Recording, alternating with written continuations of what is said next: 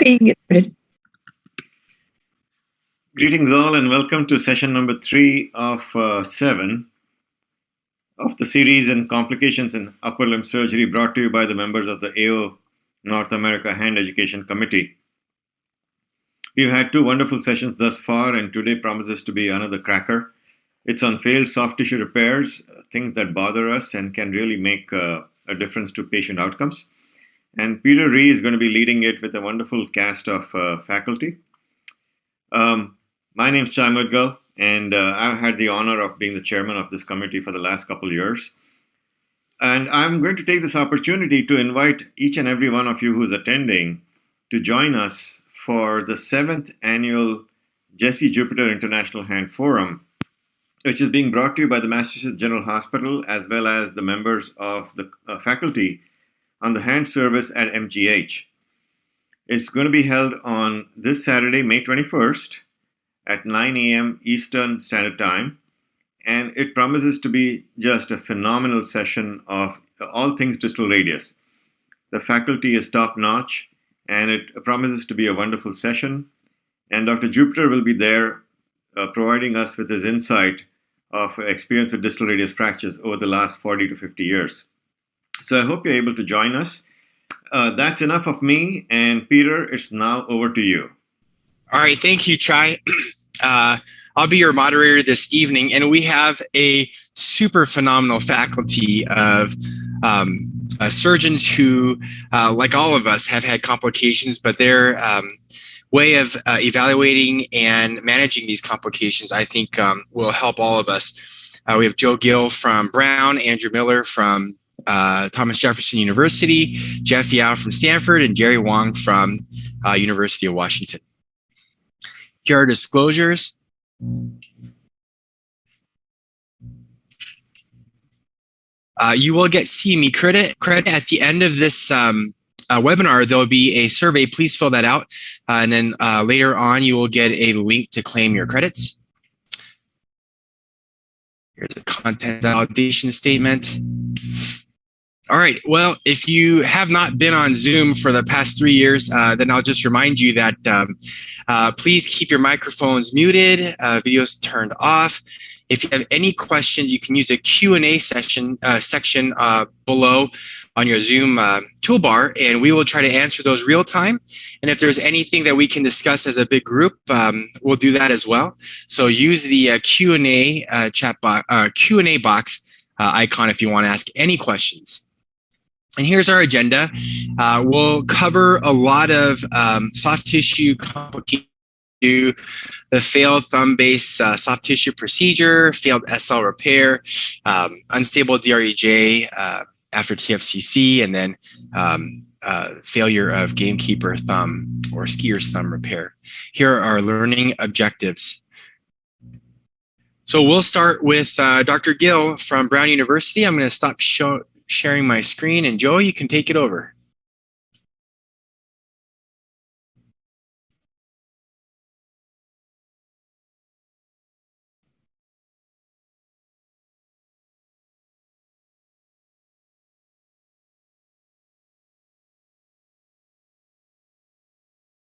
Sorry, I'm unmuted now. Thank you for having me to give this talk here about failed LRTI, or in general, thumb CMC arthroplasty with some form of tendon suspension, which is currently the gold standard for managing thumb CMC arthritis in patients who failed conservative management.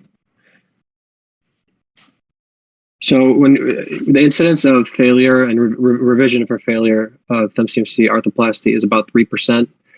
Typical causes associated with this include proximal subsidence of the metacarpal, progression of adjacent joint arthritis, particularly at the scaphoid trapezoid joint, and additionally at the thumb MP joint, as well as progression of hyperextension deformity at the thumb MCP joint. Other causes could be neuroma from just a surgical approach, and postoperative pain associated with this, and CRPS, which again are a little bit less common. Important to note that not all these are directly associated with pain, but these are features that we see in patients that show up for revisions.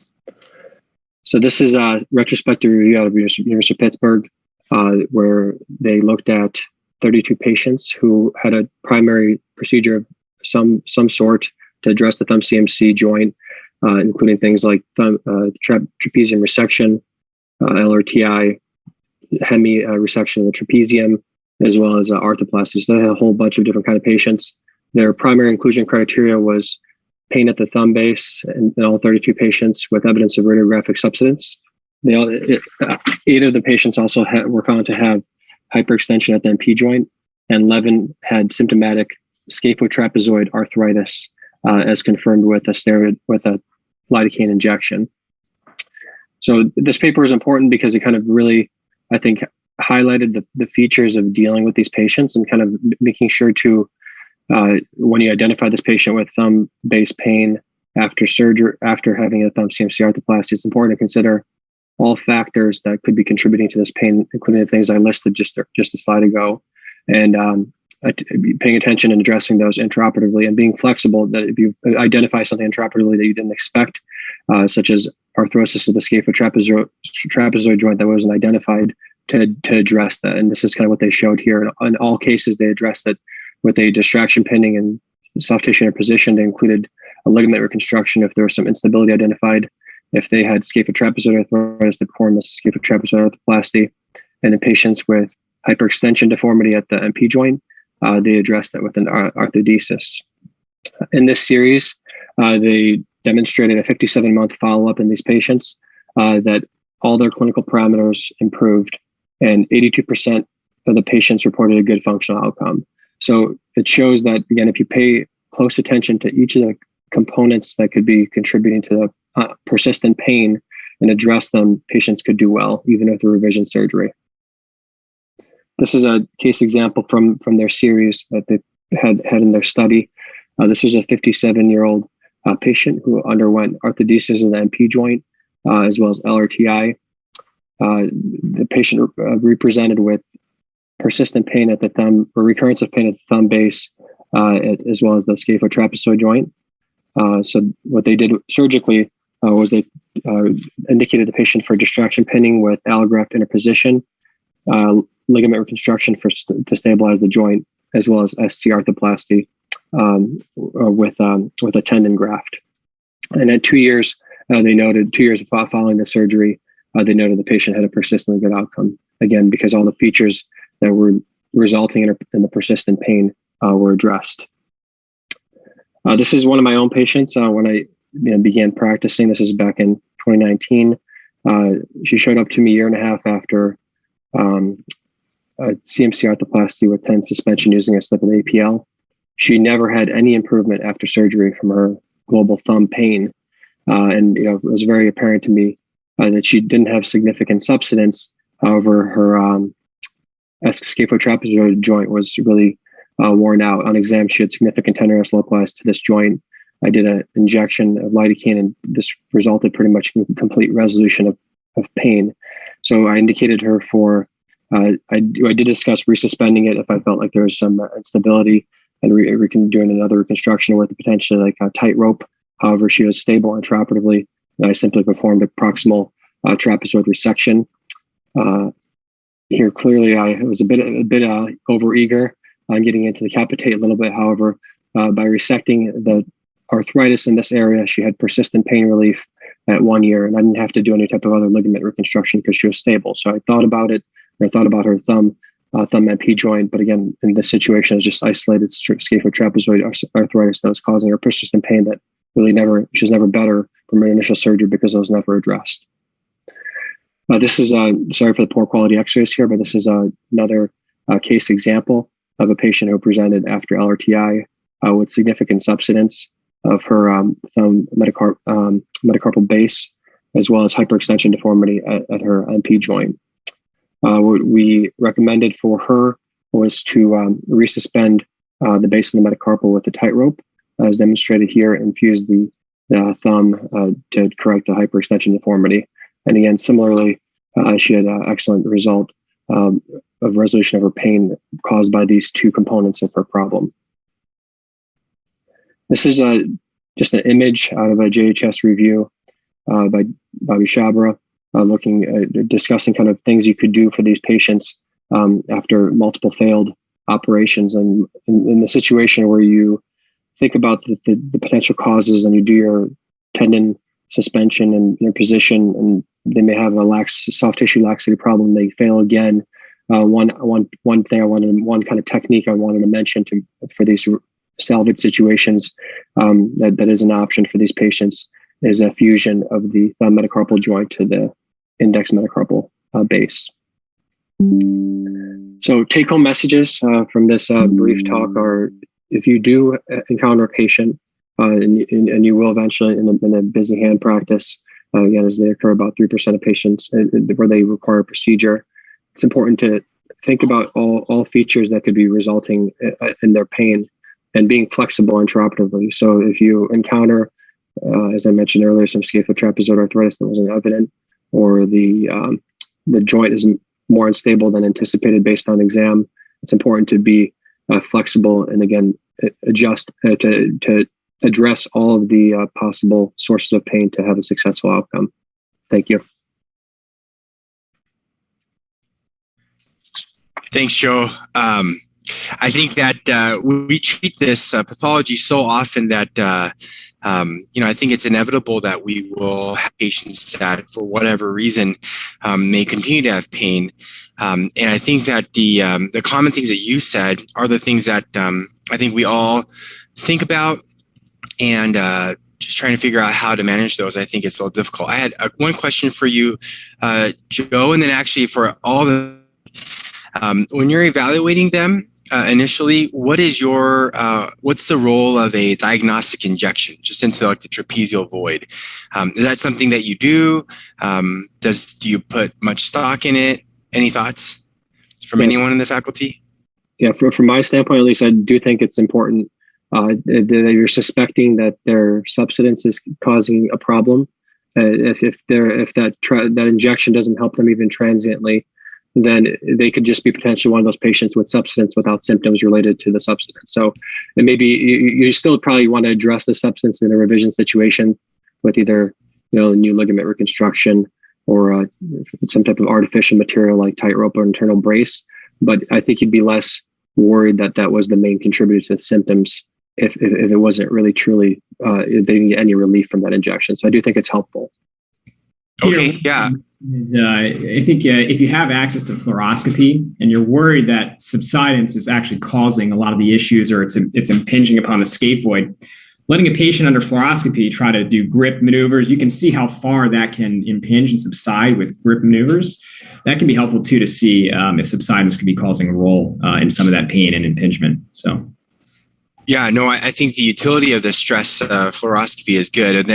But still the question is, even though they subside and contact between the metacarpal base and the distal scaphoid, is that still their source of pain? Because we know that a lot of patients will have probably some contact after, any type of soft tissue procedure. So I agree. I think at least it gives you a broader picture of potentially that being the cause of your pain.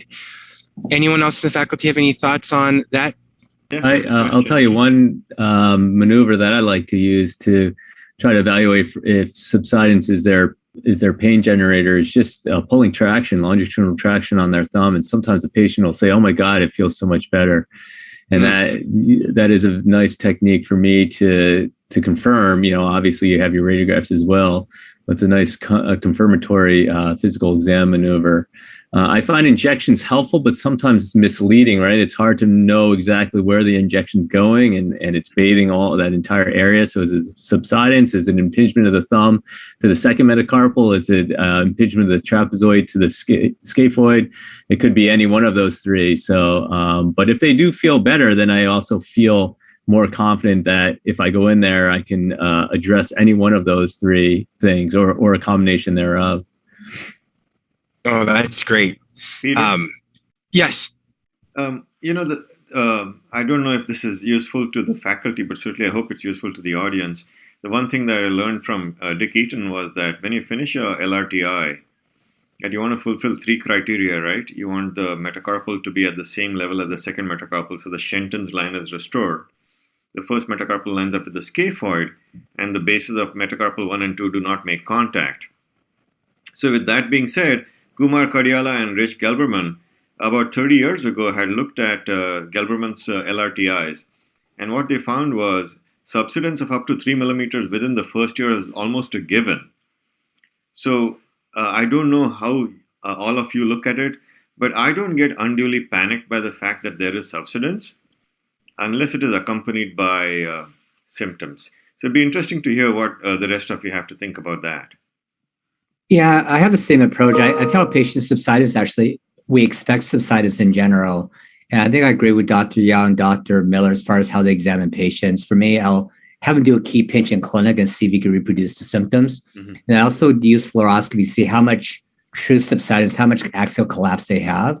And that's how I judge how they're doing. A lot of times when I find that, just like Jeff was saying, if I build traction and I stabilize the thumb joint and have them pinch again, a lot of times they feel that the symptoms are better. Yeah. So I think it is a clinical exam. I don't really judge x-rays, so I agree with you, Dr. Mudgal, on that. So and that's the take-home message, really. Don't get fooled by the x-rays of subsidence, So yeah, absolutely. And I think that's also, like Andrew said, the utility of the fluoroscopy, because when you get a standard PA and not a Roberts view, it may look like it's contacting, but really with a true a PA through the trapezial void may actually be just fine. And then we have time for one more question, and I think it's a good one. Recognizing that unrecognized or progressive scaphoid trapezoid arthritis could be a potential pain generator. We're just curious, how many of the faculty take out the proximal portion of the trapezoid, and what's your threshold to do that, or do you ever, and just or never? Any thoughts? I do primarily. Go ahead. Go ahead, Joe. No, I just do primarily if I think, based on my preoperative kind of assessment, they have symptomatic scaphoid trapezoid arthritis or STT arthritis. So I do a mid-carpal joint injection in addition to a CMC injection, and I do it usually independently. And if they get significant relief from their, even if it's subtle radiographic STT arthritis, I just have a low threshold to look at that scaphoid trapezoid joint. If there's anything problematic in there, or if they have symptoms consistent with it, I would just resect a millimeter. I don't find any problems with that. Jeff, did you have any thoughts? Yeah, I could share with you. I mean, I've thought about this a lot. The pendulum swung back and forth in my practice over my career. I used to have a very low threshold to just lop out a 2 or 3 millimeter block of the trapezoid. But two things that I'm concerned about. Number one, my therapists, who are great, they're seeing all my patients. They routinely say that the patients where I do a partial trapezoid excision routinely take longer to get better than just the primary trapeziectomy patients. And it kind of makes sense that raw bone surface that's still there, it takes time to heal. Number two, I worry about destabilizing completely your scaphotrapezial trapezoid ligaments by taking the proximal pole of the trapezoid. So, and my partner Rod Hentz and one of the former Mayo fellows, Shelley Nolan, did a paper where they looked at all the patients with STT arthritis, and they didn't do anything with the trapezoid, and the patients did fine. So I used to have a very low threshold. Now I have a relatively high threshold. So unless the joint looks really in bad shape, lots of eburnation, bone on bone, no cartilage left, osteophytes on the distal scaphoid, I'll leave it. Even if the cartilage is worn and very thin between those two bones, I'll leave the proximal pole of the trapezoid. But I'd love to hear what the rest of you do. Yeah, I'll just share my thoughts. I agree with you. I was initially very aggressive, and then I do think there's plenty of evidence that shows that the STT joint, especially in someone that has pre-dynamic or dynamic instability, it could lead to progressive carpal instability. And I do worry about that, just the same as, patients that have more STT joint arthritis than first CMC.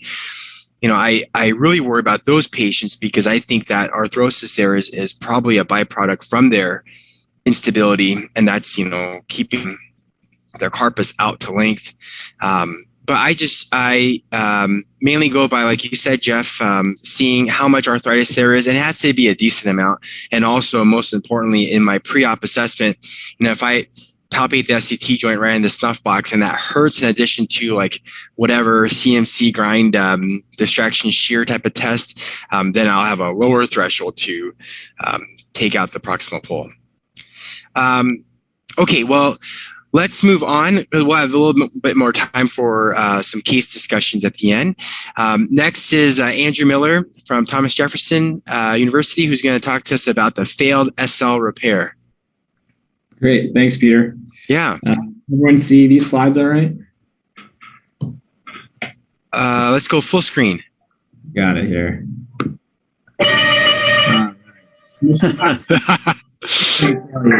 The music's not going to play the entire talk, so so really no disclosures from me on this talk, and some of these cases are generously borrowed from partners and colleagues. So if you're like me and Edvard Munch's The Scream, this is sort of my reaction when I see scapulohumeral ligament injuries that come into my clinic, especially in younger people that I know I'm going to be fixing. So I'm going to move into some cases I thought that would be helpful and insightful. The first one I call Whole and Still Not Done in One. So this is a professional golfer who mishit a bunker shot, injured his left wrist, very acute injury actually. Actually had pretty good range of motion, about 60% of contralateral grip, positive radial stress tests. He was indicated for scapulohumeral repair. Again, given the chronicity of it was fairly acute. It was reducible, non-arthritic, joystick, anchors, and pins that were used to secure the repair site. So these are the immediate post-op radiographs. And these are the 1 year x-rays. So you can see clear, again, diastasis after the pins came out. It's still painful, still not playing golf. So options for this, one thing you could do is try scaphy fusion. Not a very common thing, but he was able to return to golf, 60% of his contralateral motion, minimal pain, never showed up again. Case 2, call this wrestling with a wrestle.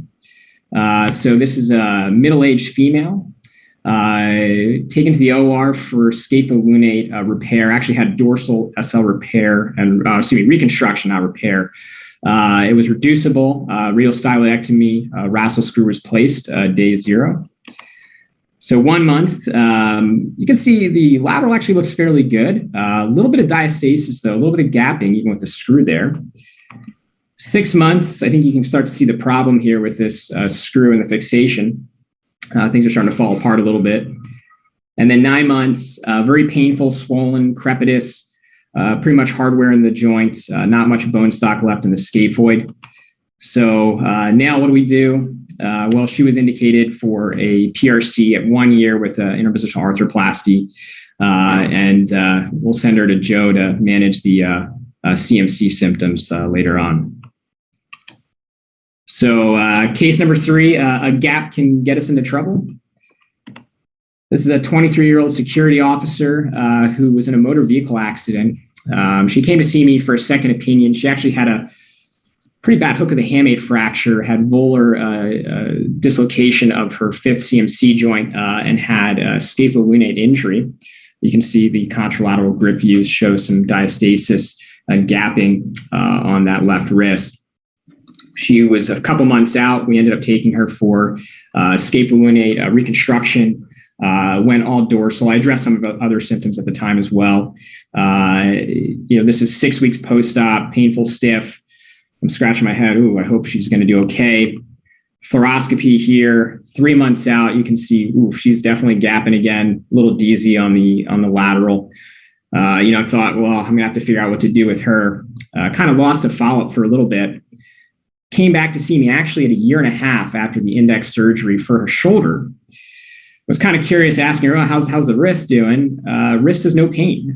Grip strength, I measured 80% of the contralateral side. Range of motion, pretty good. Plan for her never get x-rays again, and encourage her to avoid hyperextension loading indefinitely with that wrist. So case 4, this is a 360 goes 180. So this is a gentleman about 60 years old who had a left wrist injury a few months back. Initial fluoroscopic X-rays here. You don't really see much gapping. Some DZ perhaps on the lateral. It had MRI, CT workup as well from an outside facility that showed some scapholunate ligament injury.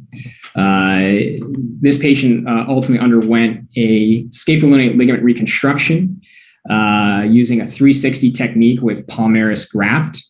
These were their intra-op photos. Again, it looks like the DZ was fairly corrected. You can see the bone tunnels in the scaphoid and the lunate. They were having some pain before they came back for their first post-op evaluation, it seemed like. And their first post-op, I don't know what's going on there. It looks like you have a significant VZ deformity now of that lunate, significant gapping instability, really significantly painful wrist. So they were taken. I was going to ask Dr. Rhee, now what? I'm picking on Dr. Rhee because I know he's a closet horror enthusiast. So, but one option, again, a good old PRC for salvage. Patient supposedly did fairly well from this procedure, but obviously not ideal from the get-go. So are there a good way to tackle SL failures? Yes, the answer is really try to avoid operating on scapholunate injuries in the first place. And the second and the third will follow from our Fight Club friend. But you need to have a good strategy. You need to have principled indications. Figure out really what you're treating. Are you treating pain? Are you treating range of motion, strength, prevention of arthritis? So, Garcia-Elias, I think we all are fairly familiar with this algorithm. Really, it's these reducible, normal cartilage type of injuries I think we pay a lot of attention to with respect to reconstruction.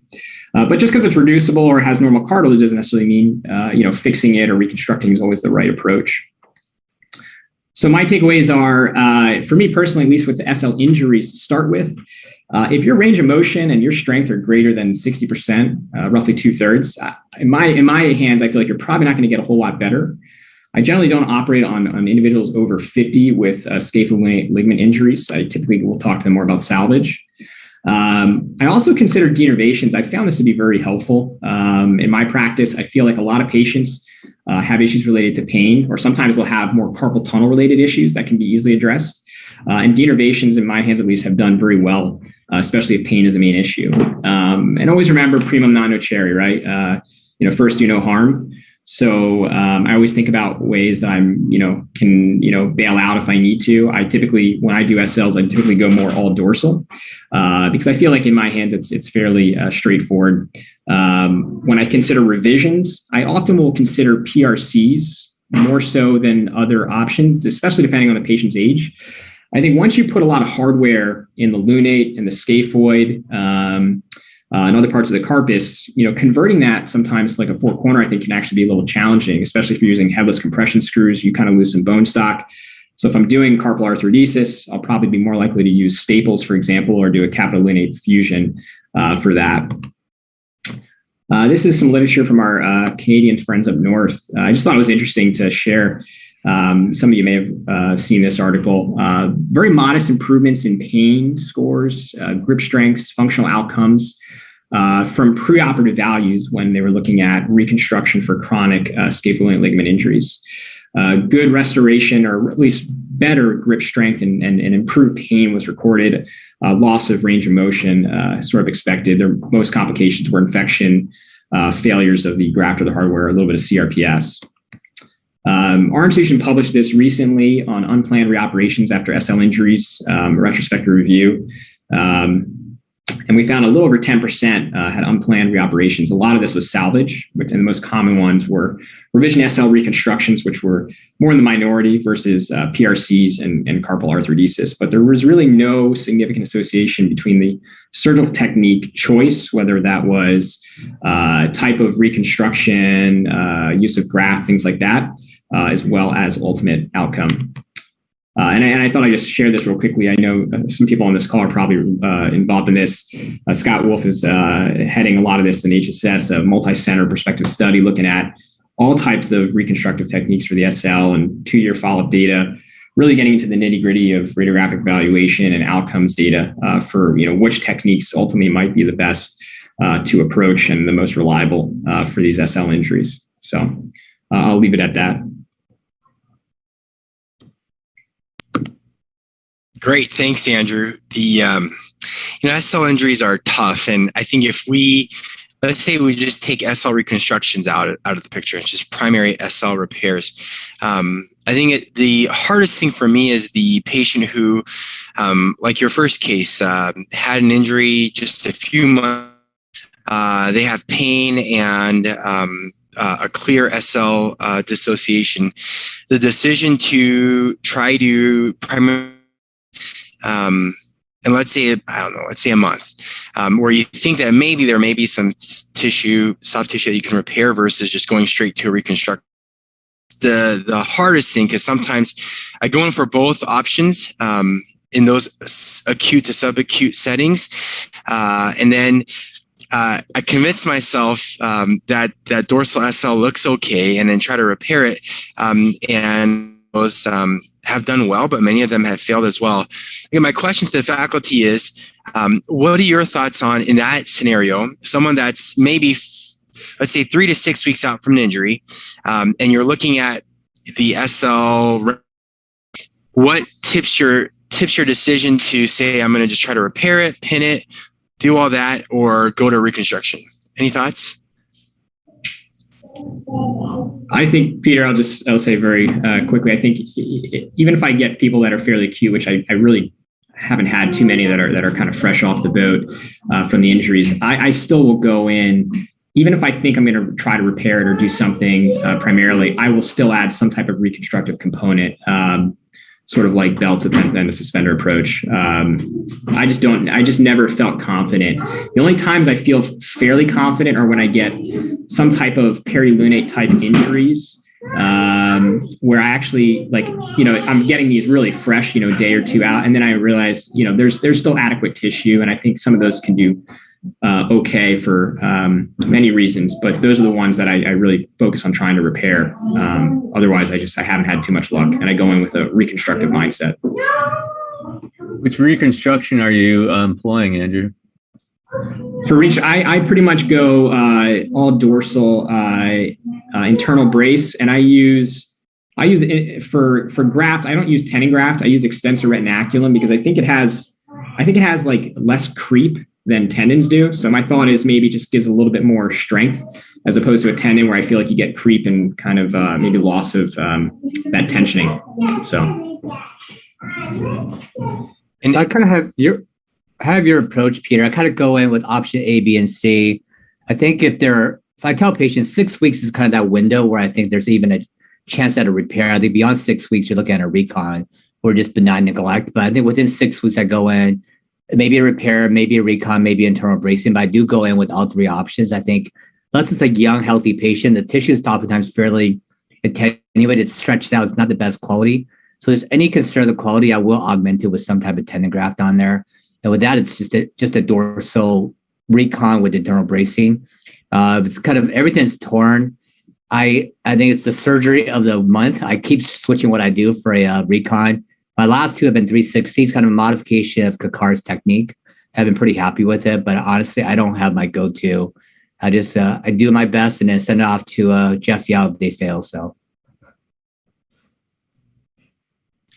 Well, later on, I have a case about that too, so we can delve a little bit deeper into the recon portion of it.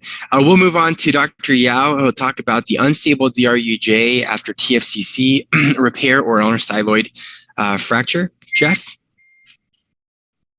Sounds good. Can you see my screen? Yes. Perfect. Awesome. Well, thank you, Peter, and thank you, Chai, and the AO North America for not only putting on this great webinar, but also inviting me to participate. It's a humble honor. I really appreciate being able to sit here with you and learn from you all. So I'll talk about the unstable DRJ after you've repaired the TFCC or your ulnar styloid. This is where I'm from. If you have any questions, feel free to ask during the chat, of course, but also you can also offline email me.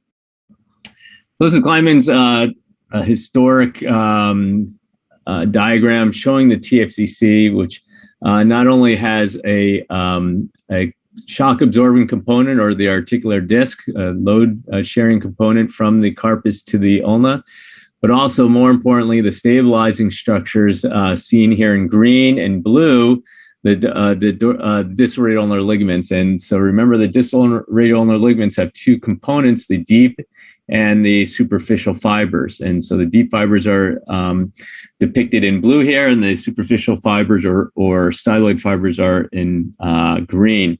And this becomes important later on when we talk about how we treat these injuries. So Andy Palmer initially described the classification for TFCC injuries, and it's mostly stayed or persisted and withstood the test of time. And for the purpose of this discussion, we'll focus on the Palmer class 1B, where the ligament has avulsed from the ulnar attachment, and how do we manage those patients. But it's important to remember that not all peripheral tears are the same. And so Toshi Nakamura and others have really been influential in showing us and demonstrating that, again, we have our superficial fibers as well as our foveal or deep fibers, each of which are important for the stability of the DREJ, but the foveal fibers are more important. And on MRI, you can see here's a good example of what it would look like where the foveal insertion is disrupted, indicative of a tear, whereas the superficial part is still intact. So Andrea Atzai and Riccardo Lucchetti further classified peripheral tears, so further classified Palmer's 1B tears based on the location of the tear as well as the involvement or stability and or instability of the DRUJ. So for the most part, we see the majority of patients with ulnar-sided wrist pain are class 1, where it's the distal or superficial fibers which are disrupted. There's a flap of tissue that becomes entrapped within between the carpus and the ulna during rotation that causes pain.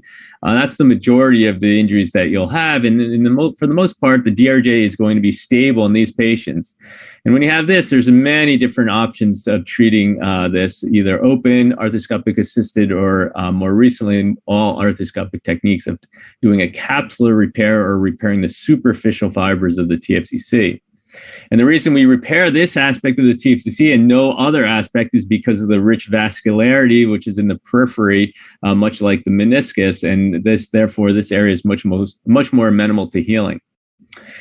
Now, if you move on to the more severe injuries of the TFCC, anything involving the deep or foveal attachments of the TFCC, then you're looking at situations where your DRJ may be unstable. And this is a different problem. When that is the case, you need to do a foveal repair. Any of those soft tissue capsule repairs are not going to adequately stabilize the DREJ. And there's a number of foveal repairs that have been described as well. And for the most part, these are typically very effective in solving the problem. Now, if it doesn't solve the problem and you continue to have instability or your primary procedures failed, then I think probably still withstood the test of time, still the treatment of choice would be a DRJ ligament reconstruction. And I do like the Adams-Berger reconstruction is depicted here. And you can even do this arthroscopically, as PC Ho has shown us. What about the ulnar styloid? This is, in my career, gone through, the pendulum has swung back and forth multiple times. And when I was a resident, we never touched the ulnar styloid. When I was a fellow in the early years of my practice, I fixed almost every ulnar styloid because we thought it was involved in DRJ stability. And now we know through papers such as this from David Ring and others that maybe the ulnar styloid can be neglected. And here's a cohort of 36 patients. Some of them healed, some of them didn't heal, and they found no difference at 6 months. So there is a high non-union rate. We know this. There's limited evidence to support fixing the styloid. So what I typically do is after I fix my distal radius, I do examine the DREJ. If there's marked DRJ instability, which is rare, but if there is, then my first algorithm is to fix the ulnar styloid if possible, if it's a large enough fragment. If it's not a large enough fragment, then I'll either leave it or even excise it and then do a TFCC repair. Splints and supination, and if all else fails and it continues to be unstable, then pin the DRJ for 4 weeks with 2 K wires. But hopefully, once you've repaired the TFCC, it should stabilize the DRJ. And again, this is typically very effective. So luckily, fortunately, this is a rare situation where it becomes continues to be unstable. But let's say, what if the DRJ is still unstable? And I'd like to thank Peter for sharing his case with me. This is a case of a 49-year-old female that would demonstrate this concept. Left ulnar side wrist pain 5 years ago, had a fall, underwent a scope and a peripheral TFCC repair in an outside facility, still had pain a year after with axial loading, wrist extension, and a forearm rotation. Here you can see her physical exam. She had an equivocal DRJ instability and pain with palpation of the proximal ulnar lunate. And so Remy Rabinovich and Dave Zalouf had a nice review paper on what to do with the failed TFCC repair and reconstruction. The first thing is to identify the possible causes. Just like we saw with Joe's talk, there's many different potential causes of this pain. So you want to identify which of the following it could be. Number one, a failed initial repair. Your initial repair just didn't work. Or you did a capsular repair when it needed a foveal repair. Or it did heal, but then the tear recurred, or you had a re-tear from another injury. Or the patient has concomitant ulnar impaction syndrome. Or it was just simply the wrong pathology, something else altogether, the LT, the ECU, or something else along the ulnar aspect of the wrist. And then lastly, there's always the potential for secondary gain. So here's Peter's patient. You can see there is definitely some dynamic ulnar positive variance. And so potentially this patient had some underappreciated ulnar impaction contribution to their symptoms. MRI is seen there. So what Peter did is he trialed an intra-articular injection, which is what I like to do as well. And the anesthesia did improve the patient's pain. This gave him extra confidence that the problem was intra-articular. And so the diagnosis was the tear was recurrent, and it was a foveal tear. Remember the patient's previous treatment was a capsular repair, with as well and also concomitant dynamic ulnar carpal impaction. And so before we get to kind of the punchline for that patient, how do we treat the patient with a peripheral TFCC tear in an ulnar positive variant, even in the primary setting, not in a revision setting such as this? What do we do for this patient? Do you treat the TFCC alone? Do you do an ulnar shortening osteotomy alone, or do you do both at the same time? Well, David Roosh had a nice paper which showed that you could probably just address the TFCC first and see how the patient does. And if the patient fails, then go on to an ulnar shortening osteotomy. Basically, they found with a TFCC repair alone or an ulnar shortening osteotomy alone, the patients did fine. So this is the algorithm I follow. I usually treat the acute problem first. And if that doesn't solve the problem, then go on in a stage fashion to do an ulnar shortening osteotomy. And I could tell you that it's relatively uncommon that has to be done. This is a study showing supporting the opposite option, which is to just do an ulnar shortening osteotomy, which is very common in Asia for one reason or another. Ulnar positive variance is very common in the East Asian population. And so in this cohort of patients, they just moved forward in Japan to just do an ulnar shortening osteotomy, and they only did a TFCC repair if the DRJ was still unstable after the ulnar shortening osteotomy, which is relatively uncommon. And so the argument here, the punchline here is that you can treat the TFCC alone, you can do an ulnar shortening osteotomy alone, or you can do both. But I favor treating the TFCC first. So what did Peter do on his patient? Well, here's some arthroscopy photos showing a little bit of an ulnar impaction lesion on the lunate in the middle of the bottom row, and also the fraying of the TFCC on the bottom row right. And he did a foveal repair. So again, the patient previously had a capsular repair. So he did a foveal repair of the TFC, and then backed that up with an ulnar shortening osteotomy to treat the dynamic ulnar impaction syndrome. with very nice results post-op. So there's a glut of literature to support doing an ulnar shortening osteotomy if your previous treatment for the TFCC has failed. And this is just one of the papers out of Joe's institution in Rhode Island and others as well. So I like to call the ulnar shortening osteotomy the ultimate bailout. I think it's a common final pathway for obviously ulnar impaction syndrome, but also chronic, acute, and even refractory TFCC injuries, which is most applicable in this patient. Chronic LT injuries are nicely treated with an ulnar shortening osteotomy, and also potentially distal radius malunions, which is outside the scope of this talk.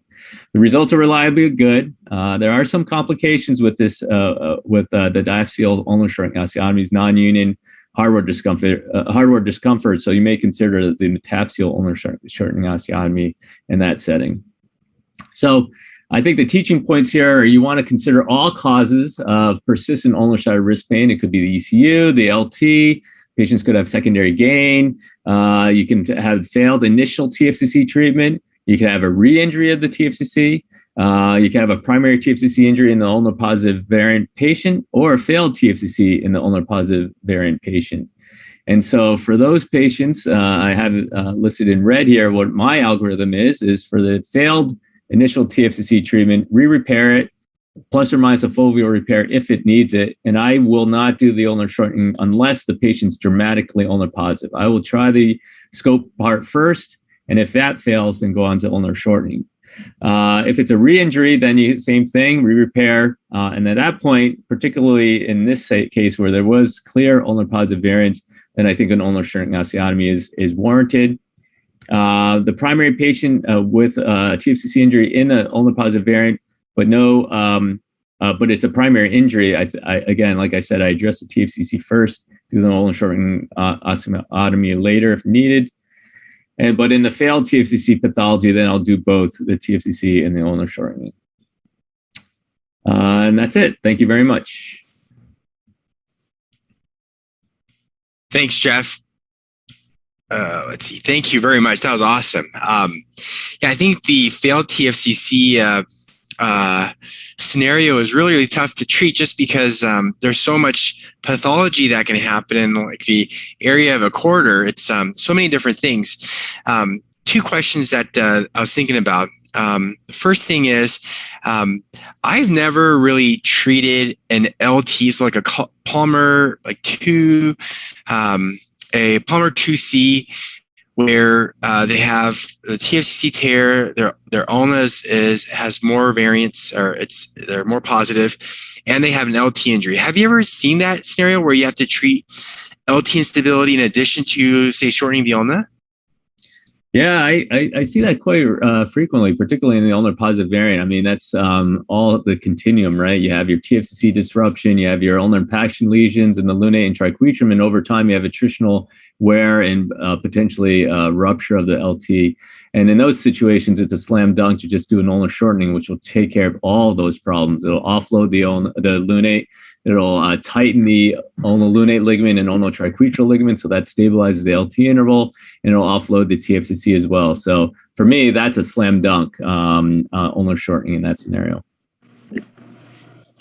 So Jeff, I have the trifecta myself. I have all 3 injuries myself, my right wrist. So when it's time, I might be flying down to Stanford surgery for the slam dunk surgery for you. So are you MPL? Come on down. Let's go. Hey Chuck, did you have a comment, Chuck?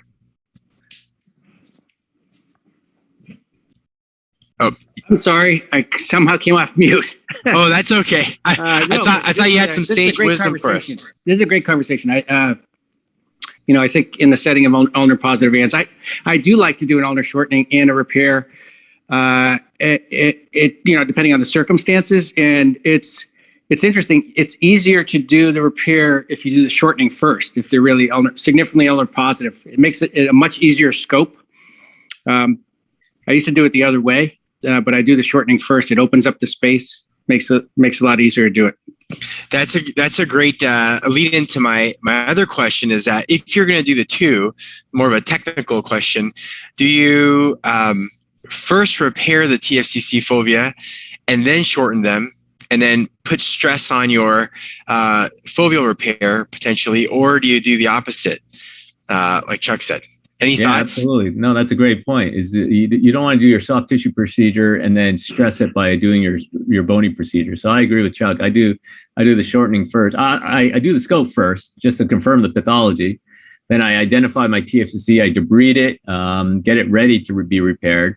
And let's be honest, most of the time these are central tears. These are not peripheral tears. Most of the time it's attritional wear in the center of the articular disc, so you can debride it. But let's say you have a peripheral tear as well. Then I'll visualize it, debride it, get it ready for repair, then open, do my shortening, and then come back and do my TFCC repair. Yeah, I always shorten first as well. I find that I've had quite a few cases going in. They have both ulnocarpal impaction, so positive variance, and also DRJ instability. And once I shorten, the DRJ feels solid. So that's why I always shorten first. I put the scope in there. Also makes the scoping a lot easier. A lot of times when they're ulnar positive, you're trying to kind of get over that hump. It's a lot more challenging. And then like Jeff was saying, they're mostly central tears, but I find that the shortening a lot of times, if I do good shortening, the DRJ is actually rock solid. You actually end up never having to do a TFCC repair. Oh, interesting. So, I mean, I agree. I mean, it makes sense that you tension your distal band, the IOM. Maybe it gives you enough stability, and certainly tightening the extrinsic ulnocarpal ligaments. So, Jerry, you're saying that a lot of times in those two pathologies, if you first shorten them, majority of the time you don't even have to fix the TFCC in your experience. Yeah, so I've had quite a few cases. They're consented for both, and I do the shortening first, and I test kind of intra-op on the table. And once they feel stable, I will still scope them. A lot of times I find that just by doing that, you just end up debriding TFCC tear, just a central tear. Yep. But it actually feels pretty stable, so you don't have to do a full repair or recon. Yeah, that's a great point, because I, like you, like I think everyone else, I scope, and then I actually, like in that case, I actually do transosseous. So I send my PDS around and I leave it just, tag with the mosquito, and then I'll shorten them, and then I'll tension it afterwards. But and I test them after my TFCC repair, but I guess I've never tested them again after I shorten them and they're in the tower. So that's I'll have to try that next time. Chai, did you have a comment? Yeah, I like the flavor of this conversation in the sense that we are trying to solve a problem of a failed repair. But I also want to be cognizant of our audience from across the world, from places where resources may not be the same as ours. And I think it is important for us to be cognizant of that and maybe alert them to what natural history we follow before we jump into revision surgery. So, Jeff, would you be able to comment on that in a few seconds, please? In other words, how do you diagnose it, or how do you? Let's say, how long do you wait? What is your assessment of a failed repair? Why do you repair in the first place? And stuff like that, because everyone does not have the same resources that we do. But given the ubiquity of Zoom, everyone in the world can listen to us. Yeah, no, that's a great point. So, absolutely, these are techniques that we do only after we've definitely confirmed that there remains a problem, right? So, like I said earlier, going back to my initial slide, one of my initial slides, you want to identify what the problem is. I don't pull the trigger on doing any revision surgery until the patient has demonstrated that they've plateaued, or heaven forbid, they're getting worse as time progresses. And so, and in that situation, in the absence of any new injury, in other words, if the patient says, no, I didn't feel any pop or any new injury, then I suspect that the primary treatment has failed. And you can get imaging and things like that, but I think it's pretty reasonable to just based on clinical exam, particularly if you're resource limited. But if there's a new pop, sometimes a patient says, yeah, I was feeling great, so I went and played racquetball or something. I felt a pop in my wrist. then I tend to be a little bit more aggressive, because I think that the time is of an essence in that scenario, and I think treatment more acutely is beneficial. But then lastly, if I see a patient like Peter's where there's ulnar positive variants and there's persistent ulnar side wrist pain, you did your arthroscopy and you did what you thought the patient needed, the patient still has pain. I think an ulnar shortening osteotomy, I mean, you don't have to do these fancy jigs that are out there. I mean, you could just use a standard LC-DCP plate, do a shortening, and then use it on compression mode and shorten it that way. So, but that's kind of my algorithm. Is there a timeline? Is there a time span that you pay attention to? Say, I waited 9 months, I waited 12 months, I waited 18 months. Is there a time limit at which you pull the trigger? After revision or in the After primary setting? Index procedure, yeah. Oh, the index procedure. Yeah, I mean, there's some reasonable literature out there to suggest that you just have to wait. And kind of like lateral epicondylitis, if you wait long enough, the patient either just gets fed up and disappears, or they just get better. I have some colleagues from Taiwan who don't operate on TFCC almost ever. They just tell the patient, just wait. Yep. And it'll get better on its own. My patients are not that patient. And so, I will certainly try. I start with the period of immobilization. I always cast my patients. I know it sounds strict, but I really just fully immobilize the wrist for 4 weeks to allow the ligament to potentially heal itself and the synovitis to calm down itself. If that fails, we can talk about a steroid injection, MRI. If that confirms the pathology and the patient's really not pleased with how they're recovering, then I think there's no reason to necessarily wait. But that being said, like I said, some people around the world will just tell the patients to just sit on it, and either it gets better or they just learn to live with it. To me, everything that you just said, the 5 words that I took out of it was, my patients are not that patient. I think that hit the nail on the head as far as I'm concerned. Sorry, Peter, all yours. No, thank you. I think definitely to everyone else that's watching, I think most of us would pump the brakes a little bit and be a little hesitant and just tincture of time for sure, but then also really evaluate these patients well to make sure you're recognizing any unrecognized pathology or that you're treating the right thing. So I think those are good points. I think the time, just wanted to say, the time that I would intervene earlier is when they do have instability. In that case, and I feel like they have symptomatic instability, then I will probably more than likely revise that earlier than later. Our last speaker is Dr. Jerry Huang, who's going to talk to us about failure of thumb MCP UCL injuries and repairs. Right. Let's see here. Right. Thank you. Also, I thank Peter and Chai for the invitation. Also, the AO North America Education Committee for hosting this webinar. I'm really honored to be part of this. So I've been tasked with talking about thumb UCL repair and recon and complications that can arise from this surgery. So as we are aware, acute thumb UCL injuries are very common. It's the second most common ski injury, second to only knee sprains. Your typical mechanism is fall onto a ski pole with your thumb in a forced abduction and extension deformity or mechanism.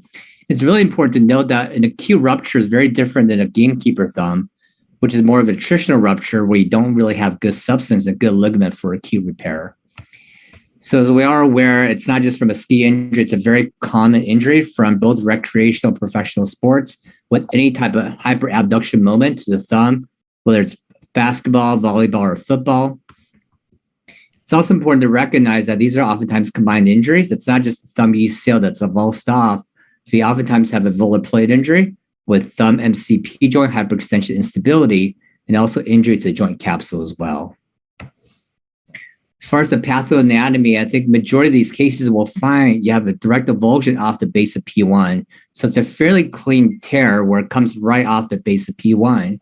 But rarely you can't have a missed substance tear. I've had patients with a combination of a distal and a missed substance tear, especially in a high energy mechanism. You can also have a proximal avulsion as well. So during your surgical dissection, it's really important to really tease out that tissue nicely, identify where the tear is coming off of. We're all familiar with a Stenner lesion where your UCL is now distal or is now superficial to your adductor aponeurosis, such that the UCL cannot heal naturally back to its insertion. Again, it's also important to really distinguish between acute tear, such as from a ski injury, from a sports injury, versus a chronic tear, where you don't have great substance, great tissue for a key repair of that ligament. I think suture anchor repair is probably the gold standard for the majority of cases. This is an example where you have a suture anchor placed into the base of P1 with suture anchors placed with direct repair of the ligament, its insertion back down to the P1 base. This is what you're trying to achieve. This is a patient intraoperatively with a stress test showing obvious laxity over the ulnar aspect of the MCP joint. After repair the ligament, you have a nice stable construct on stress view, both radially and ulnarly. So case number one, this is a patient by a 53-year-old female who comes in with pain and instability for about 2 years now. Interesting enough, she had no history of trauma or injury, but finds that she has extreme difficulty with any pinching or twisting with her right thumb. On examination, you can see from the radiographs there, she has gross deformity of her right thumb MCP joint with radial deviation deformity, also hyperextension instability. So these are initial x-rays. So we kind of talked to her about different surgical options, and she really wanted to try to retain motion as much as possible and really wanted to have her anatomy restored. So we talked to her about possible UCL repair versus a recon. This is a chronic injury with kind of unknown mechanism, unknown chronicity versus an MCP joint fusion. So intraoperatively, we actually found that despite this being 2 years and really no one event, she had fairly good tissue, and we were able to do a key repair of the UCL down to its insertion at the base of P1. Unfortunately, even at 2 weeks post-op, despite being a splay, you can see that the MCP joint started to sublux radially. So suture anchor is still in place, but that joint is now shifted over radially. 6 weeks now, she's got moderate swelling over the MCP joint. MP motion is limited, 10 to 30. And she has fairly severe ulnar laxity with no endpoint. So at this point, again, talked to her about different options. Again, patient's preference was trying to retain MCP motion. So she was consented for a ulnar collateral ligament reconstruction using tendon graft. So a couple of different recon configurations described out there. This is a really nice biomechanical study done by Steve Lee looking at 4 configurations. Really show that all 4 configurations can give you stability across the MCP joint. But recon number 1 is really the only one that restores the flexion extension arc. So if you want to try and maintain MCP motion, I think configuration 1 is probably the way to go. So that's what we kind of went with going into the surgery is recon number 1. So you're looking at 2 bone tunnels at the base of P1 and a larger tunnel at the end metacarpal neck. So intraoperatively, the suture anchor was in place, but the UCL is completely torn off distally. Really not the best material that's in there. So probably not a surprise that this was a chronic injury. So we ended up doing convergent bone tunnels with 2-5 drills and passed palmaris bone graft, a palmaris tendon graft through there. A larger drill into the metacarpal neck. It would pull the tendon graft into the bone tunnel over the metacarpal neck region. And this is courtesy of Jeff Yao. Thank you, Jeff, for these slides from a prior talk. This is kind of how I do this. So kind of that configuration 1 we talked about. Palmaris graft. I do use a convergent drill guide, which is really helpful. This is palmaris. You can see both ends going through the base of P1. You kind of combine the 2 tails together and dock it over the metacarpal neck. You could use a biotenodesis screw, or you could kind of pull it through a bone tunnel going from ulnar to radial. This is your final construct. So that's what we ended up doing for this patient. Beware the bone tunnel. I think you should really try and make sure you have at least 5 millimeters between the 2 bone tunnels. Make sure you have a convergent bone tunnel on both sides. I like the convergent drill, but you can certainly do a freehand as well. Once you drill, make sure you use a curette, kind of really irrigate really well. Make sure your 2 bone tunnels are connected well and clean out the tunnel really well with the curette after you're done. This is a patient at 2 weeks post-op, certainly a lot better as far as the coronal alignment. Felt pretty stable at her 2-week visit. She, 3 months out, now she comes back. And again, the thumb looks grossly deformed. If you look at the x-rays, it actually doesn't look too bad. On examination, she has quite a bit of swelling over the ulnar aspect of the thumb MCP joint. It's very, very painful. The thumb's fixed at 20 degrees of flexion. and she has very limited IP motion as well. So unfortunately, this patient went to another surgeon, a second opinion, and kind of looking through her chart, she had an MCP joint fusion on that thumb. And then she presented with her left thumb with a very similar presentation, no injury, the ulnar laxity 50 degrees on stress. Had a recon done by the other surgeon, and that continued to be painful, collapsed again. And she had a left thumb MCP fusion on the left side as well. So both sides, unfortunately, has failed for this patient. I think in the words of Marty Posner in Hand Claims 1992, the thumb MCP joint is a hinge joint, where I think a lot of people argue stability is a lot more important than mobility. So this is a patient that probably at the onset probably would have benefited from MCP joint fusion. This is my partner, Doug Hanno. If you look at his thumb, he really has a MCP joint with very little motion. It's almost completely autofused already. So he would make the argument that, especially on a chronic UCL injury, probably MCP fusion is probably the way to go.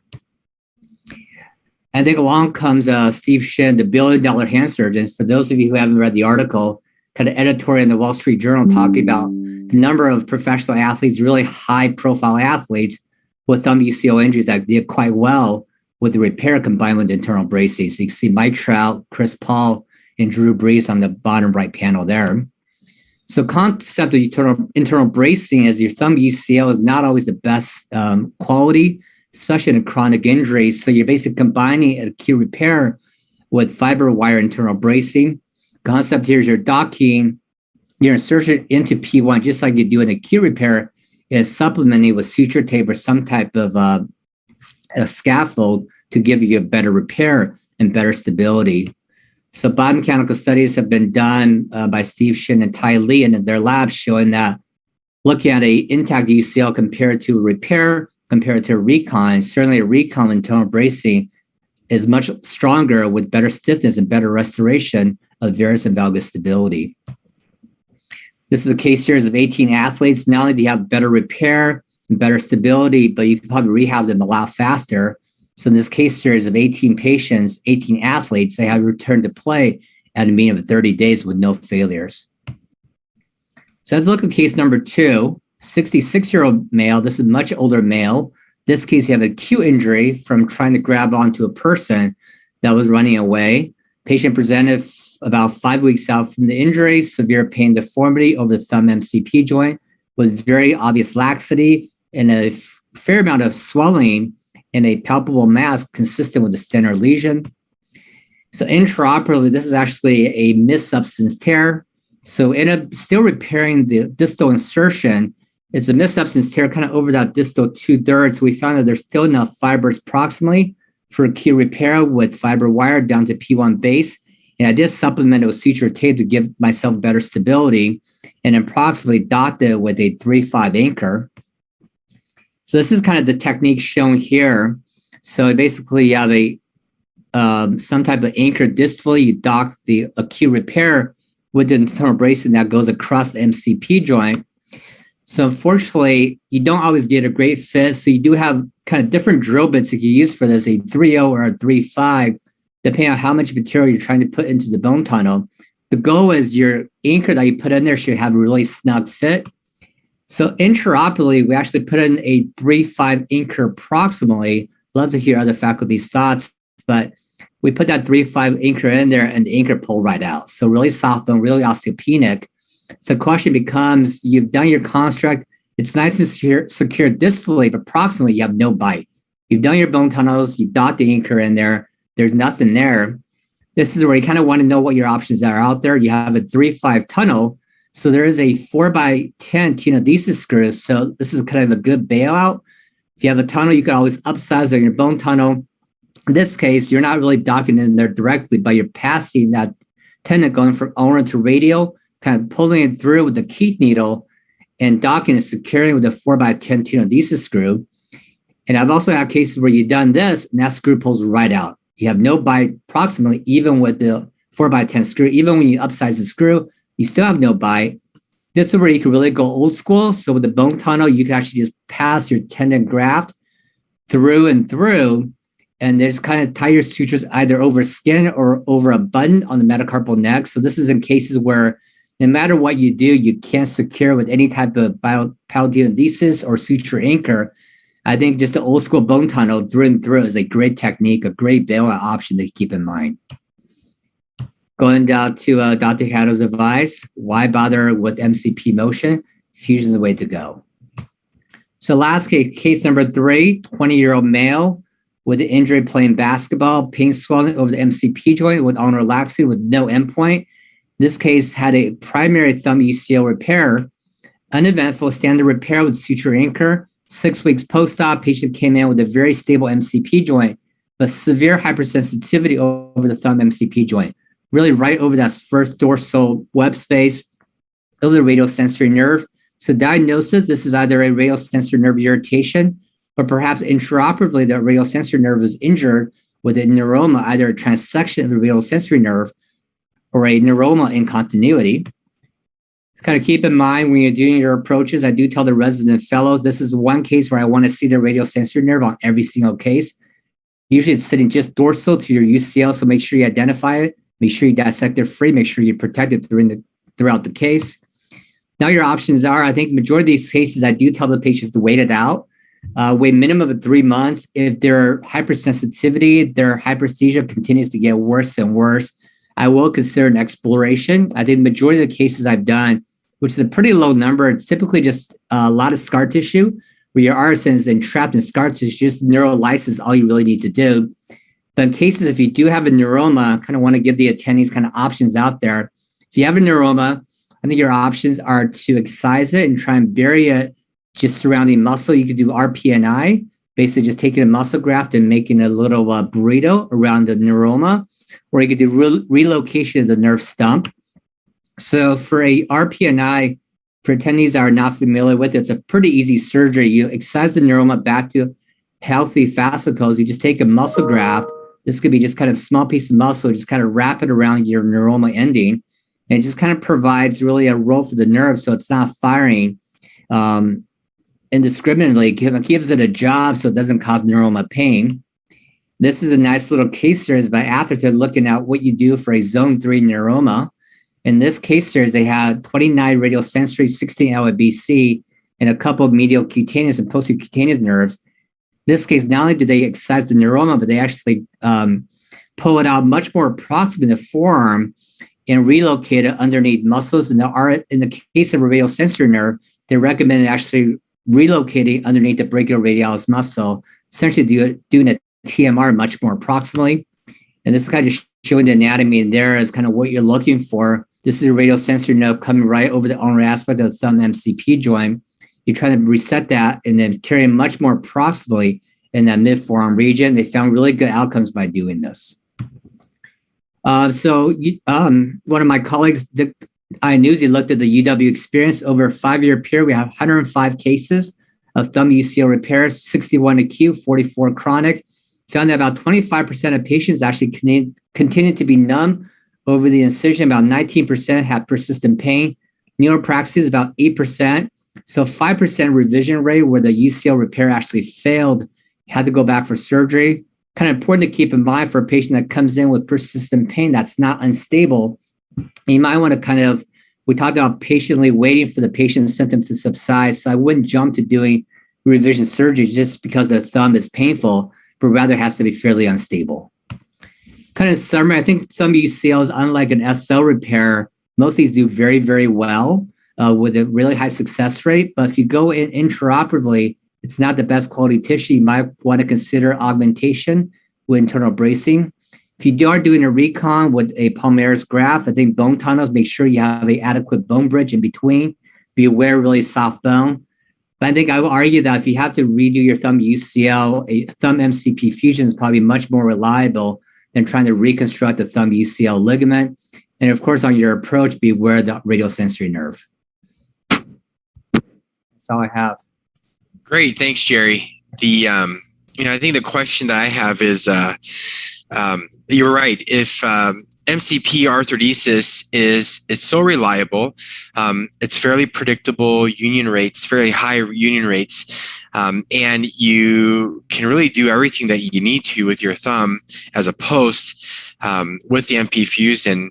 We've learned that from just treating thumb-based arthritis. So I guess my question is, what is your threshold then for those patients that have a chronic UCL injury and you're deciding between recon versus arthrodesis, but there's really minimal arthritis? Have you ever just said to a patient, you know what, the most reliable thing would be just to fuse them? Have you ever done that? Or any thoughts on when you would do that? Yeah, it's certainly part of my conversation. I think I also compare their contralateral thumb. If they have a dug handle thumb with no MCP motion, I kind of tell them, look, you really don't need MCP motion. You're probably stuck at 0 to 20 anyways. So fusing at 20 degrees, they do quite well. But I kind of have a pretty honest discussion with them that if you want to retain motion, I could do a recon, but a MCP fusion is a one-stage surgery. They're going to do quite well. But most of my patients don't want to lose motion, even though you tell them that the fusion is much more reliable. They still want to go for that home run. They still want to try and restore their anatomy and retain motion there. Yeah, no, I feel the same. My patients definitely, even if you guide them that, they won't lose any function or minimal function, I guess.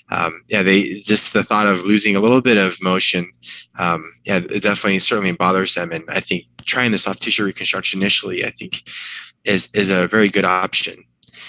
Jeff, did you have any comments to add?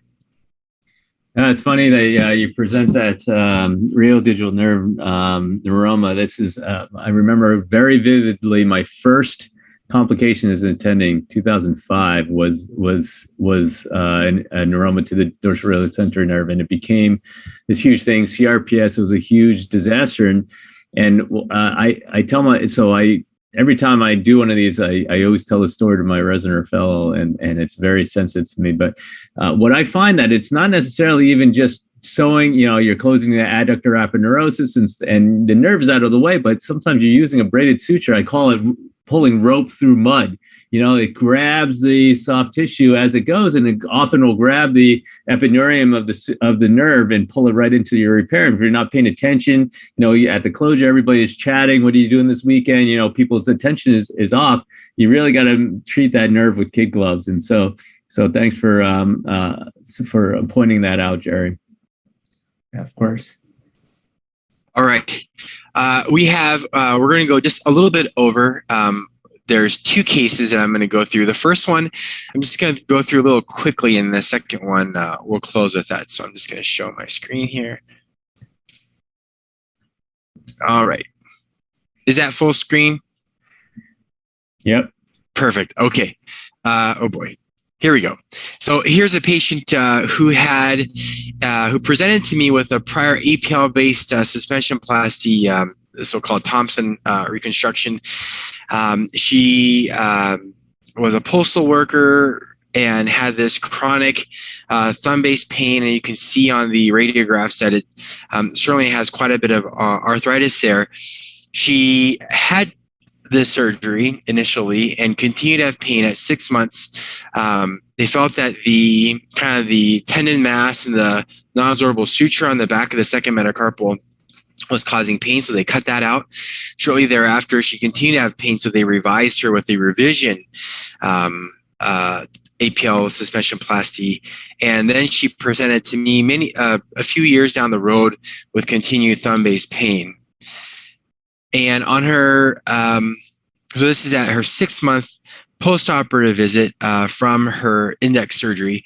You can see she did subside, and I can understand the treating surgeon probably did feel like there was quite a bit of impingement that was painful, and they tried to retension it, which I think is challenging. I guess I've never done it before, but I would imagine that'd be a little challenging. But they tried that, and then at 2 years when she presents, you can see that she has subsided. And like Dr. Mudgal had said, I do look at the so-called Shenton line of the metacarpal basis just to see if there is some subsidence. And certainly with a Roberts type of view, you can see that she does impinge. So on her exam, just trying to tease out all those things that Joe talked about, I did feel like she had metacarpal impingement against the scaphoid. And also when I kind of just compressed against her first and second metacarpal basis, she had quite a bit of pain there too, and wasn't abnormally ligamentous lax on the other side. And she had really good motion, just a somewhat unstable neo joint at the CMC joint. And I did inject her, and she did get marginally better during the, or at least 50% better on the anesthetic phase. And so I felt like it was probably the metacarpal impingement. I could grind her again and it didn't hurt her. So I thought I was on the right track. I'm just going to skip this part because I want to see what everyone else would do. So in surgery, my plan was to resuspend her somehow, and then also address the ST arthritis if there was any there. And on my exam, she was a little tender there as well. But I really didn't have any soft tissue that was available. Thompson was initially described as a bailout for when you don't have an FCR. And now without really an APL, I couldn't do what I wanted to do, which is FCR-based suspensionplasty around the APL. I couldn't really do an LRTI really because of the bone tunnels there. What would the faculty have done in this setting where you believe that your pain generator is as metacarpal scaphoid impingement, but you really don't have any options to revise a suspensionplasty or an LRTI? What would you do in this scenario? Anyone? I would do something like internal brace potentially. And that's what I always think about. If I don't have good tissue, then I'll just use artificial material. Okay, yep. So in like some sort of non-biologic or maybe augmented with some biology, but certainly the crux of it being non-biological, keep it as suspended, maybe put it some sort of interposition. Anyone else? Anyone do anything else? And she's had two attempted suspensionplasties. Yeah, I don't really think an interposition really works. Obviously, you can throw a kitchen sink at this, but I think suspension is more important than an interposition. So, full disclosure, I am involved in the whole development of the tightrope for CMC. But for me, this is a CMC. A tightrope every day. Just any revision. I put a laminar spreader in there to gain my length. Release all the soft tissues, put a laminar spreader, gain my length, and I like to use the tightrope for this. Yeah, I do the same as well, Peter. Actually, a question for Jeff. So you kind of taught us on a mini tightrope you could over tighten. I found out on a revision, I actually go out of my way to over tighten because I always loosen up.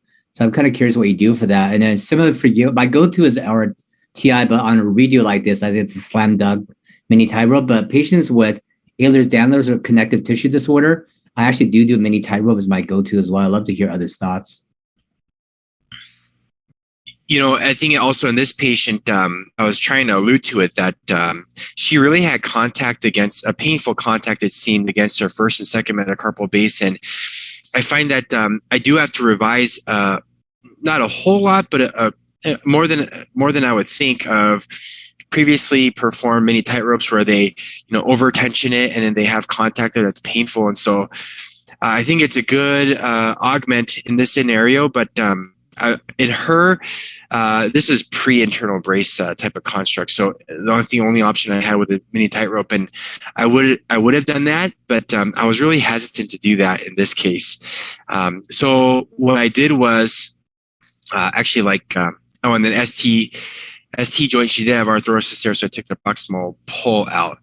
And so in this patient, I did like Joe described, I fused her a metacarpal base to the second metacarpal. And something that one of my partners, Marco Rizzo, gave me as a technical pearl is he tries to increase that fusion mass and tries to fuse to the trapezoid as well, which I did. And I was you could see I was a little nervous with the single helix compression screw. So I put some temporary percutaneous pins, and she healed, and that certainly helped with her pain.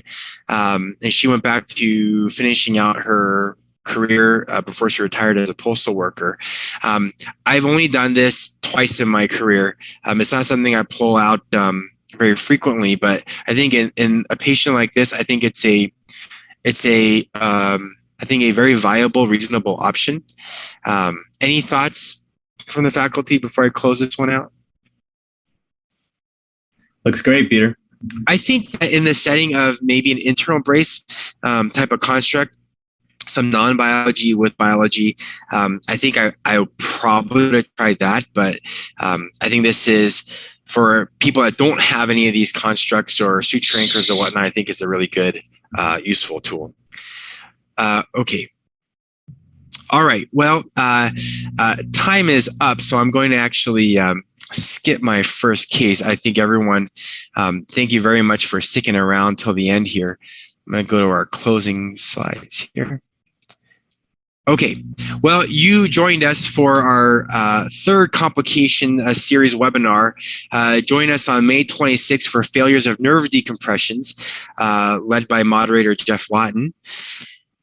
There are also a few AO courses that are available for those of you interested in hand. One is geared towards the hand fellow before they leave into practice, or if you're in your first couple years of practice and want to just get some extra pearls and tips. It's really targeting the new 2B or fresh hand surgeon. And then the advanced upper extremity trauma flap course, it is phenomenal. It's a great hands-on course. So just keep these in mind if you are thinking about how to further educate yourself. And then also we have these upcoming webinars in 2022. So we're really excited to offer these. And then remember that these recordings will be available through YouTube, thanks to AO North America. So just give us a day or two to get these up onto YouTube. And that's it. Thank you so much to our faculty. I think it was a great discussion, and we could have spent so much time on all of these, and I certainly have seen all of these in my patients. And so thank you guys for sharing your pearls and how you manage these. Thank you to everyone joining us. Please be safe, and we'll see you in a couple weeks. Thanks, Peter. Great job. Nice job, everyone. All right.